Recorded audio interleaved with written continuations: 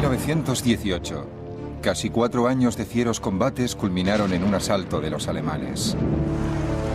Los británicos y franceses se enfrentaban a la derrota. Entonces, a mediados de año, los aliados contraatacaron.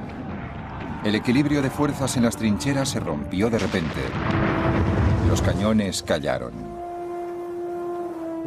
Todos nos quedamos quietos, nos miramos unos a otros, porque de repente nos dimos cuenta de que no teníamos objetivos, no teníamos nada que hacer. Para los aliados fue el año más duro de la guerra. Después de la masacre, queda la esperanza de que esos millones de hombres no hayan muerto en vano.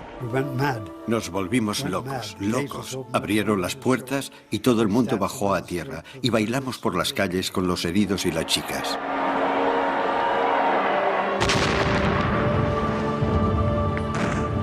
Esta es la historia de 1918, el año que lo cambió todo. Y la veremos por primera vez en color.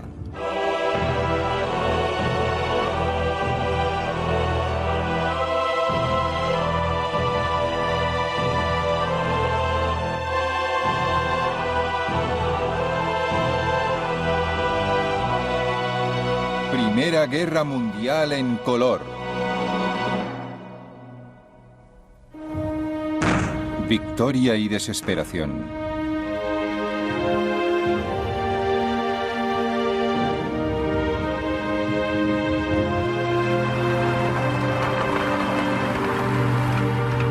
En enero de 1918, después de casi 3 años de guerra en el frente occidental, los británicos habían sufrido 2 millones de bajas, entre muertos, heridos y prisioneros. Los franceses, 3 millones. El ejército francés aún se estaba recuperando de los motines de la primavera de 1917. El ejército británico se encontraba abatido por el cansancio. Y tanta lucha era solo por unos pocos metros de barro francés y belga. El primer ministro británico David Lloyd George, creyendo que sus generales habían malgastado vidas en Passchendaele a finales de 1917, se negó a enviar más refuerzos. Tanto en el frente como en el país, la noche de fin de año de 1917 fue muy triste.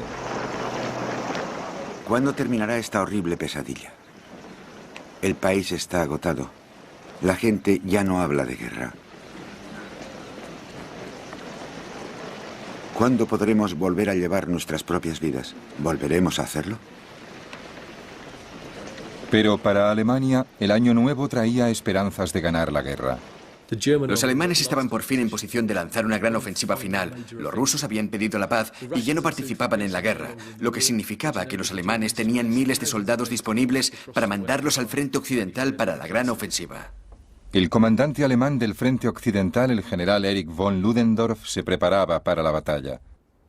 El ataque por el oeste iba a ser una de las operaciones más difíciles de la historia. Estaba completamente seguro de eso y no lo disimulé. Alemania tendría que darlo también todo. El 21 de marzo de 1918, el ejército alemán atacó en un frente de más de 100 kilómetros.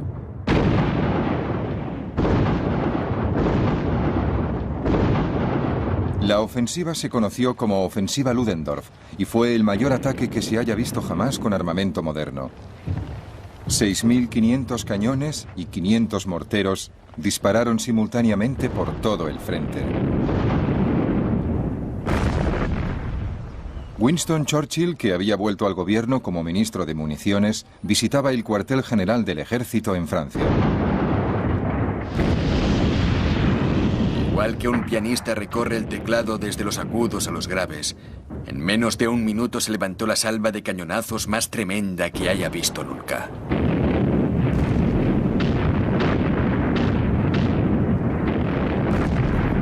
Después del bombardeo de artillería, las tropas de asalto alemanas pasaron a la acción. El gran momento había llegado. Lo que más dominaba entre la confusión que sentíamos era la rabia, el alcohol y la sed de sangre, al asaltar de una forma lenta pero irresistible las líneas enemigas. Abrieron sobre nosotros un fuego cerrado de ametralladoras. Las primeras tropas de asalto avanzaban como perros tras un rastro fresco. Eran muy audaces. El 21 de marzo se convirtió en uno de los días más dramáticos de la guerra. Los soldados alemanes quedaron sorprendidos. Aquello parecía una gran victoria. Lo que no nos atrevíamos a desear se convirtió en realidad. La artillería enemiga quedó silenciada, fuera de combate, con un tremendo golpe. Salimos de la trinchera y vimos maravillados la columna de fuego que dominaba las líneas inglesas y las nubes de un rojo de sangre que flotaba sobre ellas. Nos bombardearon con todo lo que tenían a mano. Al alba, vimos a los alemanes avanzando por el valle. Mandamos corredores al cuartel general del batallón para que pidieran instrucciones.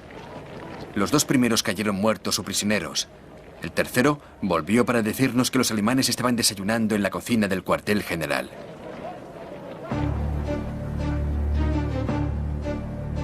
En 15 días, el ejército alemán avanzó 35 kilómetros de un frente de 80. Fue una franja enorme de territorio conquistado en comparación con el punto muerto de los últimos 3 años.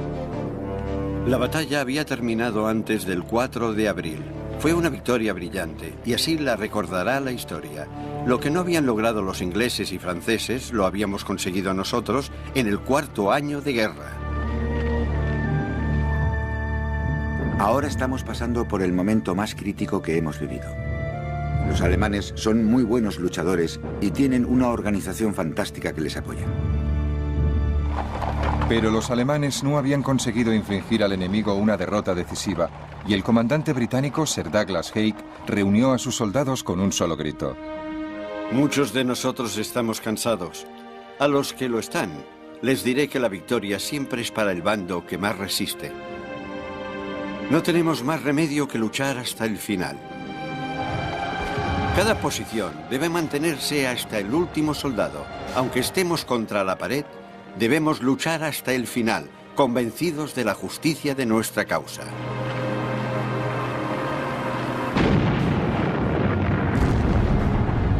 Ahora hemos visto la guerra en serio. Lo hemos pasado muy mal, pero aunque agotados, no nos damos por vencidos. Y los soldados están muy alegres. Te parte el corazón pensar en todos los chicos estupendos que han caído. No sabíamos nunca cuándo vendría el ángel negro con el billete para la barca.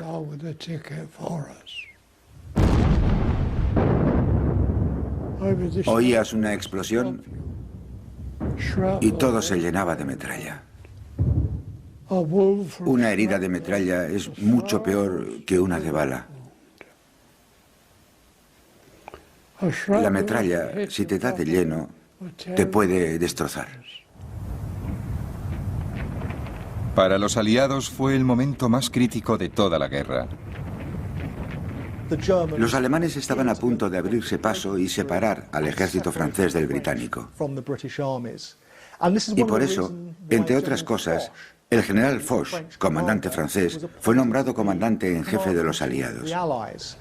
Porque así, un solo comandante en jefe podía ordenar a los británicos y franceses que colaboraban y los alemanes no podrían dividir y vencer al separar los 2 ejércitos. Ludendorff puso los ojos en París, que estaba solo a 140 kilómetros. Si los alemanes conquistaban París, la victoria sería suya. El 26 de mayo, el ejército alemán renovó su ofensiva.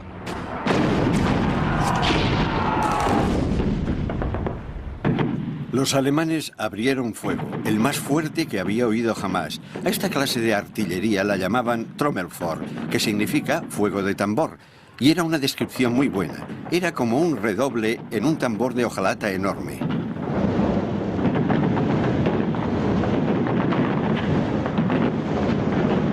En 4 días, los alemanes avanzaron 50 kilómetros y llegaron al Marne. La capital francesa estaba a la vista. Pero la suerte empezaría a cambiar con rapidez. Los primeros 2 meses de la ofensiva Ludendorff habían causado más de 350.000 bajas aliadas entre muertos, heridos y prisioneros. Pero los alemanes habían sufrido casi otras tantas. Estaban muy dispersos, pero sus comandantes pedían un empujón más.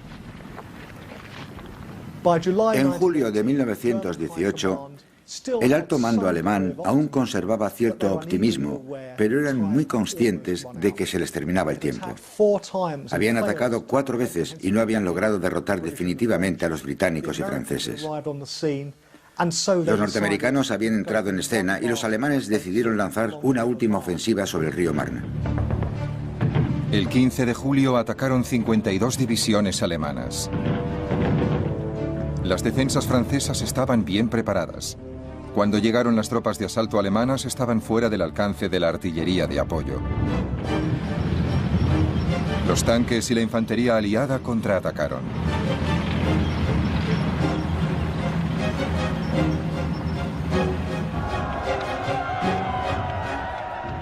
Por fin a los alemanes se les había terminado la gasolina. Sus grandes ofensivas eran un intento desesperado de terminar con la guerra cuanto antes, y en cierto modo habían estado a punto de lograrlo. Pero poco a poco, al atacar distintos puntos de la línea, habían llevado a su ejército a un punto muerto. No tenían nada más que dar. Ludendorff sabía que le había fallado la jugada. Todo lo que yo temía, los peligros de los que tantas veces advertí, se habían convertido en realidad. Nuestra maquinaria de guerra ya no era eficaz, aunque la gran mayoría de las divisiones seguían luchando heroicamente.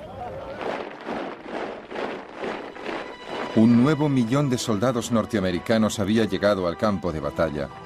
Los aliados ya podían pensar en el contraataque. La guerra no solo estaba cambiando de signo en el frente occidental. En octubre de 1917, un ataque de los alemanes y austríacos al norte de Italia había obligado a batirse en retirada a las tropas italianas. Por fin, los italianos consiguieron mantener una posición a 25 kilómetros al norte de Venecia, mientras las tropas británicas y francesas corrían a ayudarles. Pero en junio de 1918, después de 6 meses de reagrupamiento, los italianos estaban dispuestos para el contraataque. Los británicos estaban sorprendidos por el cambio en la moral de los italianos.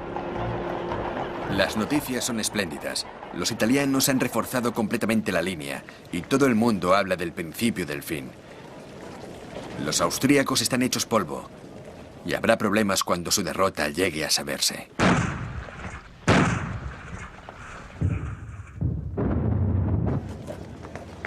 Todos supimos que Italia se había salvado y nos alegramos juntos. Pero no sabíamos que Austria y Hungría estaban condenadas y desaparecerían de la lista de grandes potencias.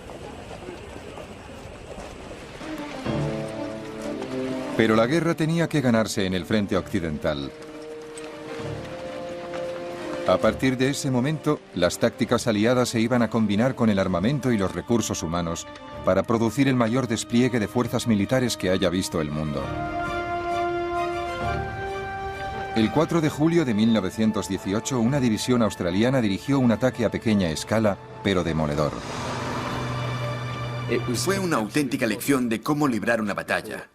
La infantería avanzaba tras los tanques, apoyada por gran cantidad de artillería pesada y barreras de ametralladoras del cuerpo de ametralladoras. La aviación real también apoyó, soltando por primera vez bombas con paracaídas. Fue un éxito, sobre todo por el secreto con el que se desarrolló. Los alemanes no tenían ni idea de lo que iba a ocurrir y la sorpresa fue total y absoluta.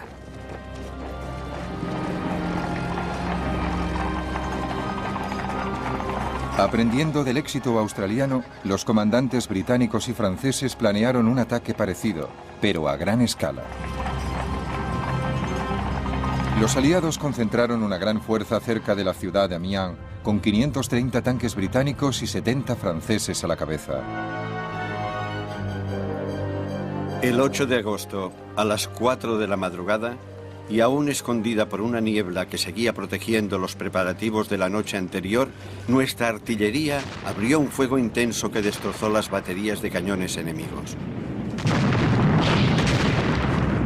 El enemigo, sorprendido por la violencia y la rapidez del ataque, se replegó con gran confusión, abandonando gran cantidad de provisiones. Y de repente, con un gran rugido, más de 1000 cañones iniciaron su sinfonía. Al instante, todo el conjunto empezó a avanzar. Los soldados, las unidades, los vehículos, los tanques, barriéndolo todo sin piedad, de una forma irresistible.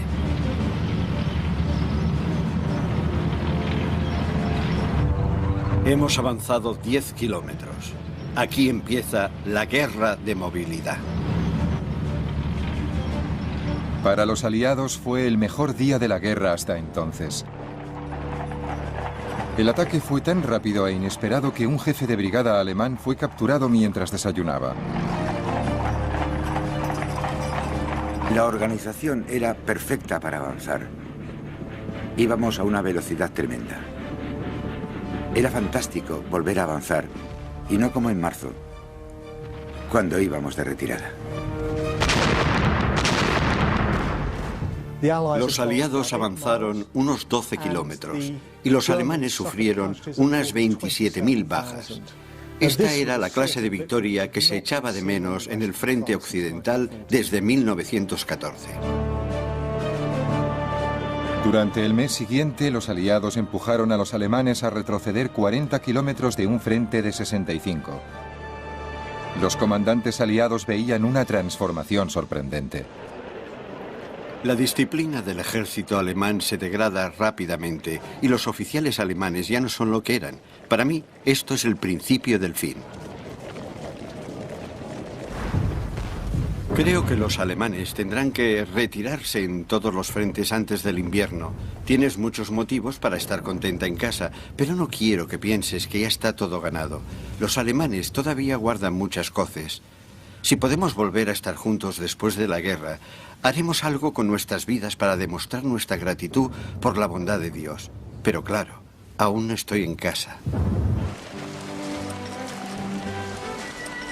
La mayor transformación de todas fue la llegada en masa de los norteamericanos a las órdenes de su comandante, el general John J. Pershing. Aunque fuera por una cuestión de número, ahora los aliados sabían que tardaran lo que tardaran, terminarían venciendo. En julio de 1918, un año después de que empezaran a llegar, había 1 millón de norteamericanos en el frente occidental. La seguridad de los aliados aumentó con sus nuevos aliados. Hay muchos norteamericanos en el frente. Se ha forjado una comprensión mutua estupenda entre nuestros chicos y los yanquis. Seguro que los yanquis resultarán unos soldados excelentes. Me encanta. He aumentado de peso y me levanto de la cama de un salto lleno de empuje. A mediados de septiembre de 1918, los norteamericanos lanzaron el primer ataque como ejército independiente. Su objetivo era la cuña de tierra de Saint-Mihiel, en poder de los alemanes.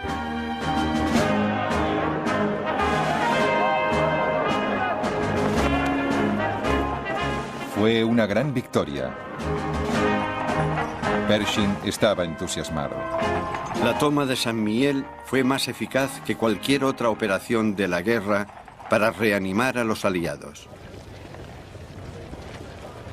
Pocos días después de la batalla de Saint-Mihiel, una fuerza norteamericana se unió a las fuerzas británicas y francesas para lanzar un gran ataque a la posición clave de la retaguardia alemana, la línea Hindenburg. La línea Hindenburg era una posición defensiva extremadamente dura, formada por alambradas de espinos, de torretas de cemento. Si los alemanes iban a ser capaces de detener a los aliados, tendría que ser aquí. Para los soldados aliados normales, atacar la línea Hindenburg era una tarea imposible. Habíamos atacado el año anterior sin éxito. Ahora íbamos a intentarlo de nuevo, pero nadie pensaba que nos saliera mejor esta vez. Hasta los australianos decían que nos estábamos dando de cabeza contra una pared. La última semana de septiembre se reunieron 123 divisiones aliadas, 500.000 de soldados. El general Foch dio la orden final para la ofensiva que podía decidir la guerra. La naturaleza y la importancia de esta operación exige que cualquier pequeña victoria se refuerce sin la menor demora. La ruptura de una línea de resistencia debe explotarse sin interrupción hasta la máxima profundidad posible. Por eso hay que evitar paradas en el progreso de la acción.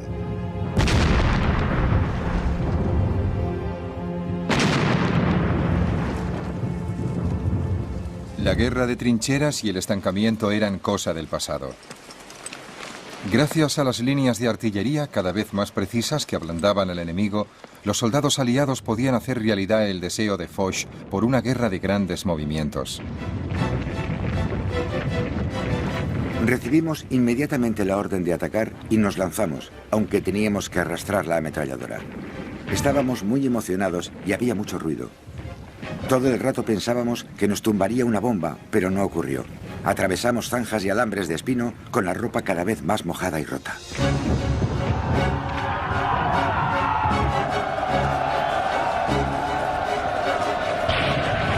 Al ataque.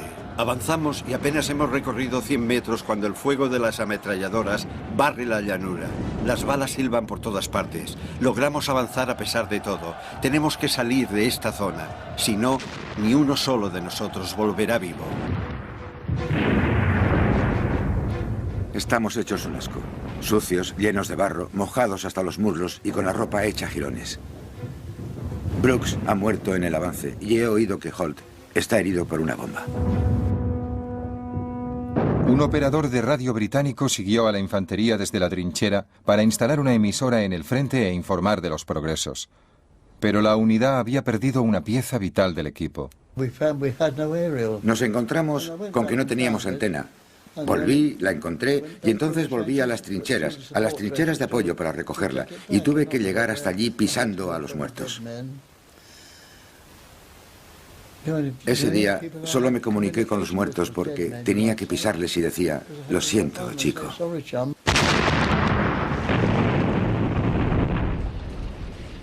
En 3 días, los aliados sufrieron miles de bajas. Pero el 29 de septiembre consiguieron romper la impenetrable línea Hindenburg. Las noticias de todos los frentes eran sencillamente estupendas. Al día siguiente teníamos que reunirnos. Sería la mayor batalla de la guerra y la mayor victoria. Los alemanes no tenían la más mínima posibilidad. Les atravesaremos igual que un cuchillo corta la mantequilla, decía el coronel. Comeremos la cena de Navidad en Berlín. Me convencieron. Había visto con mis propios ojos que la tarea resultaba imposible. Pero su entusiasmo era tan grande que me convenció. El ímpetu era general. Todos los ejércitos aliados atacaban por turnos. No se le podía dar al enemigo ni un momento de respiro. Había que acosarle continuamente hasta que la victoria estuviera en nuestras manos. La brecha en la línea Hindenburg fue un golpe psicológico tremendo para el ejército alemán. Ludendorff, su comandante más agresivo, decidió que había que buscar el armisticio con los aliados mientras sus soldados conservaran la capacidad de combatir. Pero Ludendorff quería un armisticio que preservara el orgullo y el territorio de Alemania.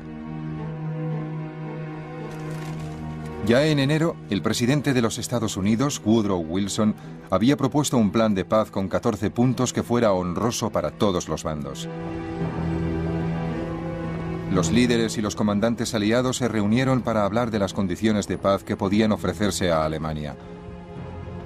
Al mismo tiempo, Alemania apeló directamente a los Estados Unidos. Los alemanes decidieron que lo que más les convenía era intentar separar a los Estados Unidos de Francia y Gran Bretaña y procurar negociar con ellos aceptando los 14 puntos. Era un truco totalmente transparente para salir tan frescos de la situación y nadie estaba dispuesto a aceptarlo, ni siquiera los norteamericanos.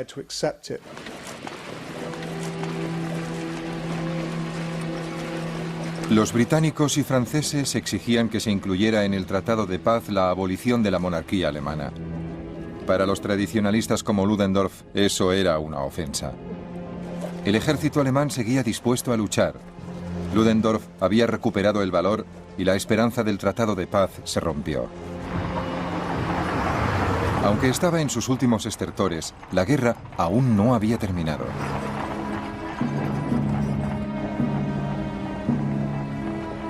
A mediados de octubre de 1918, una sensación de derrota se había extendido por el frente alemán. El bloqueo naval aliado había cortado casi todos los suministros de alimentos. Los barcos estaban anclados en el puerto. La gente se moría de hambre.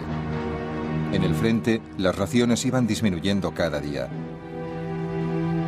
A pesar de la decisión del general Ludendorff de seguir luchando, otros comandantes alemanes sabían que todo había acabado. La moral de las tropas había sufrido gravemente y su poder de resistir disminuye cada día. Se rinden en masa cada vez que ataca el enemigo. No creo que podamos resistir más allá de diciembre. Ludendorff no se da cuenta de lo grave que es la situación. Pase lo que pase, tenemos que lograr la paz antes de que el enemigo se interne en Alemania. Si lo hace, estamos perdidos. Mientras Alemania seguía luchando sin sentido, para los soldados aliados, exhaustos, la guerra resultaba más vana que nunca. Ojalá los cabezas cuadradas se rindieran antes de que perdamos más hombres valiosos. Me imagino que los soldados de las trincheras no tendrán muchas ganas de saltar el parapeto ahora que tenemos la paz tan cerca. Estoy harto de esta guerra. Hoy han informado que las bajas ascienden a 253 oficiales y 6.000 soldados. En las últimas semanas, las bajas han sido tremendas, a una media de 30 a 40.000 por semana. Los hospitales están llenos a rebosar. Un auxiliar voluntario me dijo que había casos tan graves que llegaban literalmente empaquetados.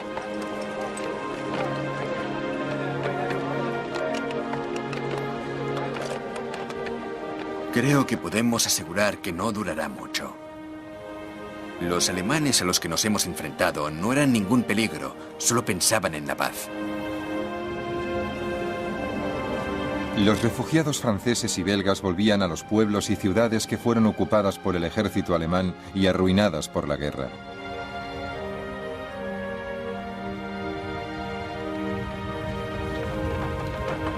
A primeros de noviembre, muchos soldados alemanes podían ver la ruina en sus propias filas.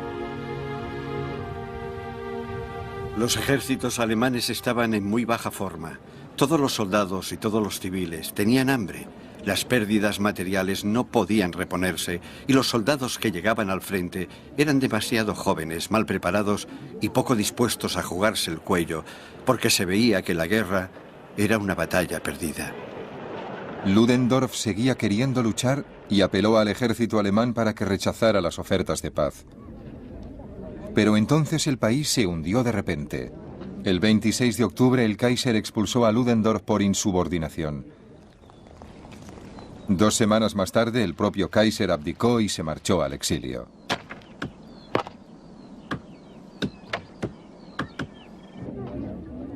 Los políticos alemanes que quedaron atrás supieron que tenían que someterse a los términos de los aliados.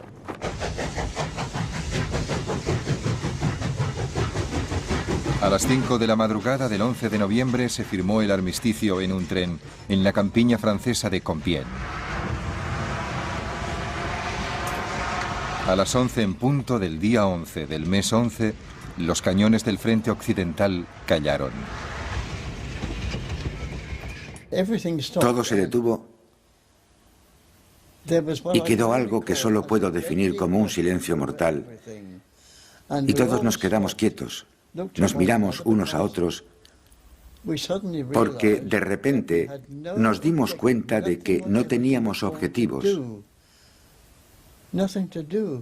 no teníamos nada que hacer. Era una sensación muy extraña.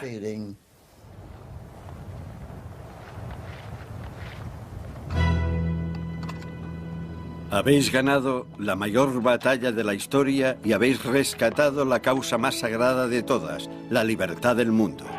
Tenéis todo el derecho a estar orgullosos, porque habéis coronado vuestros estandartes de gloria inmortal y os habéis ganado la gratitud de la posteridad.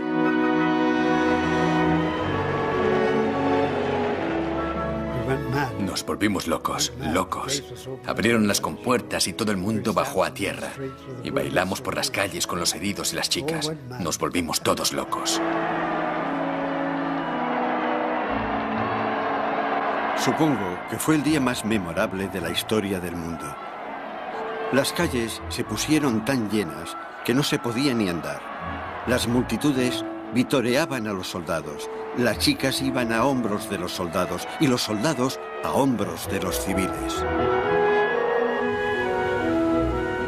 Pronto devolveremos las mulas y volveremos a casa, donde podremos comer azúcar, dormir en camas, quitarnos los piojos, ver a nuestras familias y perseguir a las chicas. Las novias, los hijos, las hijas y sobre todo las madres abrazaban a los héroes que regresaban. Estaba contenta de tenerme con ella. Yo era su niño guapo.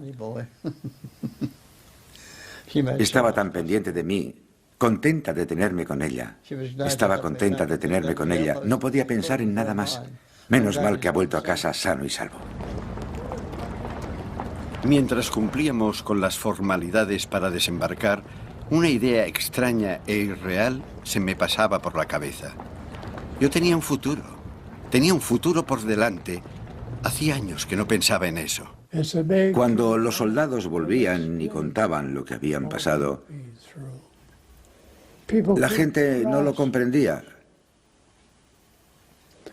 No se hacía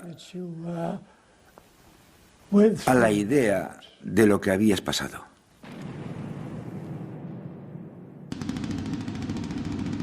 Me alejé del ejército y cuanto más lo pensaba, más me alejaba. ¿Por qué dos civilizaciones tienen que ir y dispararse mutuamente? Es un asesinato. Si existe un Dios, ¿por qué no frenó al Kaiser? ¿Y por qué no frenó a Hitler? ¿Por qué sacrificó todas esas vidas?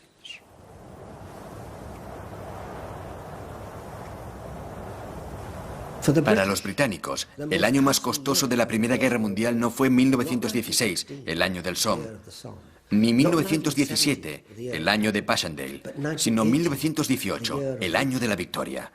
Victoria que llegó después de unas cuantas ofensivas alemanas a primeros de año, pero lo más importante es que en 1918, el año en que se ganó la Primera Guerra Mundial, perdimos más soldados que en toda la Segunda Guerra Mundial.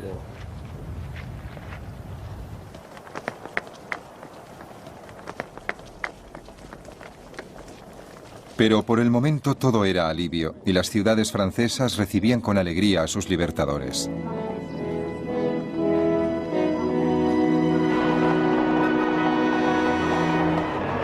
Bélgica, que fue el objetivo del primer gran acto de agresión en 1914, celebró la liberación.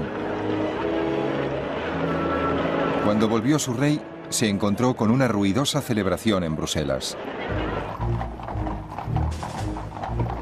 El ejército alemán emprendió el camino de vuelta. Normalmente, el regreso a casa debería haber sido deprimente, pero la gran alegría y el alivio que sentíamos de que la guerra hubiera terminado por fin dominaban totalmente nuestras emociones. No sabíamos lo que nos esperaba en la vida civil, pero seguro que sería mucho más fácil. No tenía ningún miedo del futuro.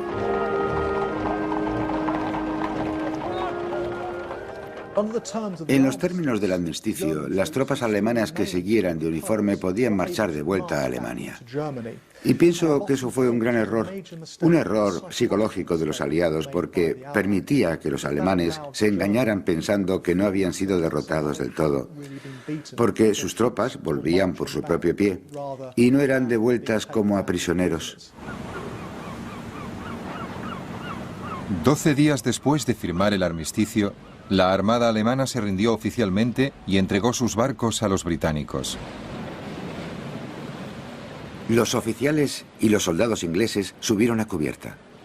Apenas nos latía el corazón y nos mordíamos los labios desafiando nuestra vergüenza.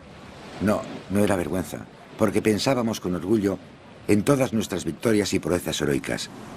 Cuando se izó la bandera inglesa, nos volvimos y miramos hacia nuestro propio país.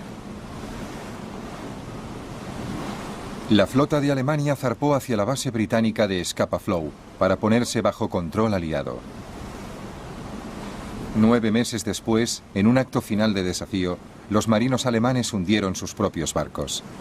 Una pequeña luz entre las tinieblas para el derrotado comandante alemán.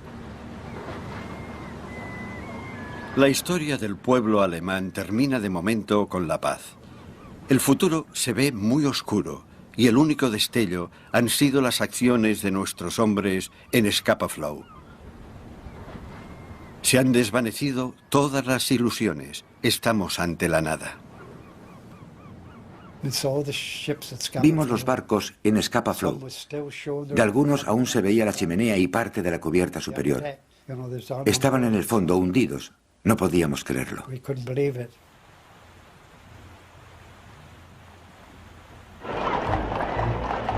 Las tropas aliadas cruzaron la frontera alemana para ocupar el Rin. Por fin hemos alcanzado nuestra ambición y la victoria ha quedado demostrada. El Rin alemán, está vigilado por tropas británicas y la bandera británica ondea sobre Colonia. El Kaiser no va a tomar la cena de Navidad en Londres, sino que nosotros la tomaremos en el corazón de Alemania. En enero de 1919, los delegados de las agotadas naciones europeas llegaron a París para una conferencia de paz. No fuimos a París para liquidar la guerra, sino para fundar un nuevo orden en Europa. Preparábamos no solo la paz, sino la paz eterna. Sentíamos como un halo de misión divina. Teníamos que estar atentos, ser formales, puros y ascéticos, porque nos proponíamos lograr cosas grandes, nobles y permanentes. Los primeros ministros británico y francés, David Lloyd George y Georges Clemenceau, y el presidente de los Estados Unidos, Woodrow Wilson, decidirían el futuro de Europa.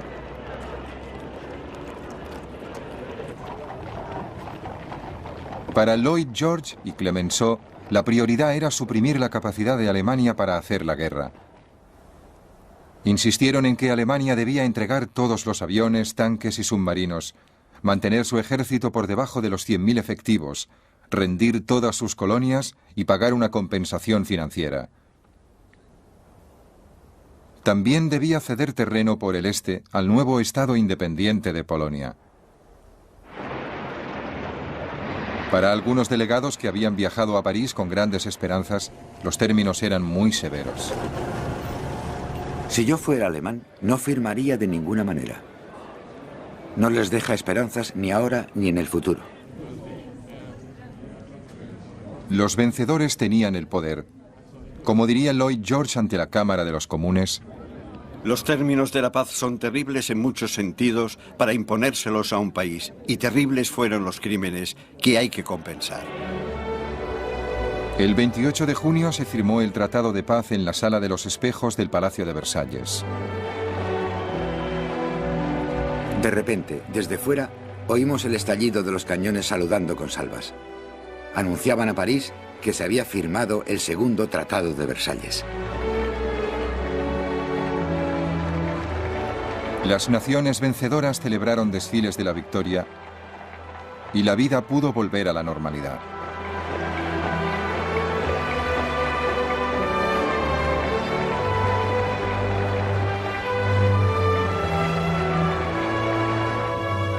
Pero el presidente Wilson tenía una ambición mayor.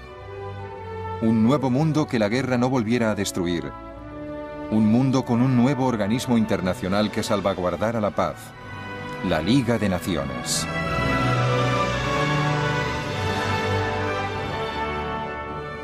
La Liga se fundó el 24 de abril de 1919.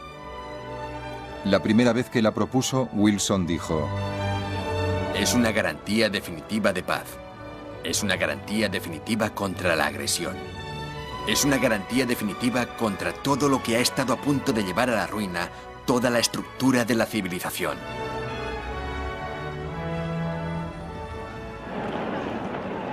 Pero los Estados Unidos se replegarían en el aislacionismo. Las naciones europeas volverían a sus luchas intestinas y las esperanzas de Wilson se convertirían en humo.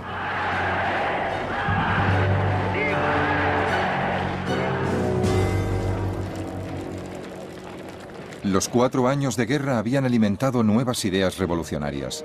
Se dijo que la culpa era del orden del viejo mundo y se cuestionaron los sistemas políticos tradicionales. En Londres hubo una oleada de huelgas y protestas en la industria, incluyendo huelgas de soldados que querían ser desmovilizados.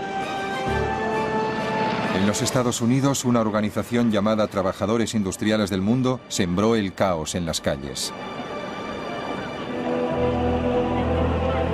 La punta de lanza de la revolución eran los bolcheviques rusos, que en esos momentos estaban amenazados porque el país degeneraba hacia una sangrienta guerra civil. Matemos a nuestros enemigos sin piedad, a miles. Por la sangre de Lenin, que corran ríos de sangre burguesa. La revolución bolchevique había asustado a la gente por toda Europa. Los políticos no tardaron en explotar sus miedos. En Italia, Benito Mussolini prometió lo que él llamaba la tercera vía, sin comunismo ni capitalismo. Su partido se llamaba el Partido Fascista. La nueva República Alemana, consumida por la amargura de la derrota, estaba asediada por extremistas, tanto de izquierdas como de derechas. En Alemania hay una guerra civil. Se destruyen propiedades alemanas, el dinero público se malgasta y se emplea en usos egoístas. El pueblo, hundido en lo más bajo, se regodea en la libertad de la revolución. Las masacres en las calles se hicieron habituales. Alemania, que ya había sido humillada por sus vecinos, parecía ahora dispuesta a destruirse en luchas intestinas. El país reclamaba un nuevo líder fuerte. Esperemos que Alemania encuentre jefes que la guíen y que estén dispuestos a aceptar responsabilidades como los comandantes en el campo de batalla. Hombres de propósito y voluntad firmes, capaces de insuflar nuevo vigor a nuestra débil vida nacional. Hombres que unan nuestras fuerzas creativas en una gran obra de construcción. Ludendorff, el hombre que casi ganó la guerra para Alemania, pero terminó llevándola a la derrota, encontró la respuesta en la figura de un joven cabo austríaco llamado Adolf Hitler.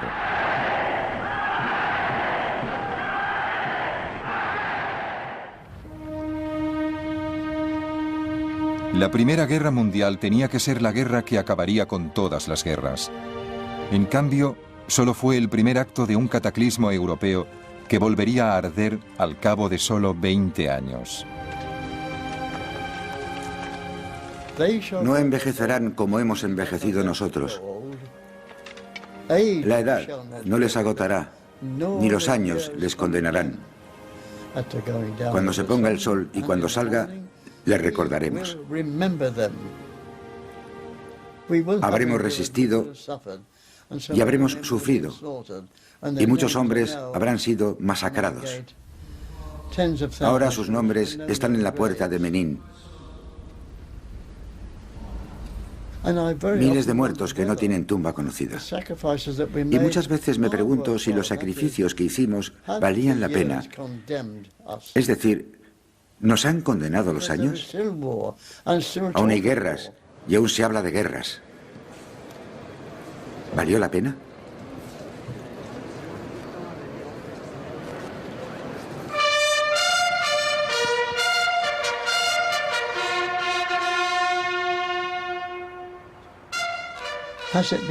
Sí, creo que valió la pena. Porque creo que Europa es consciente. Sí, y la mayor parte del mundo se ha dado cuenta de la inutilidad de la guerra. Y yo espero que ese sea el resultado de las 2 guerras mundiales. La Primera Guerra Mundial fue trágica, desde luego, pero no fue inútil. En la Primera Guerra Mundial, los aliados consiguieron una gran victoria. Impidieron que sucediera lo peor. Impidieron que una Alemania militarista y autocrática dominara Europa. Impidieron la supresión de la democracia en el continente europeo. La hora 11 del día 11 del mes 11 no ha sido olvidada ni se olvidará jamás. Pero como la distancia embota el filo de la memoria, las voces finales pertenecen a aquel momento. Esta guerra espantosa que hemos vivido durante 4 años es agua pasada.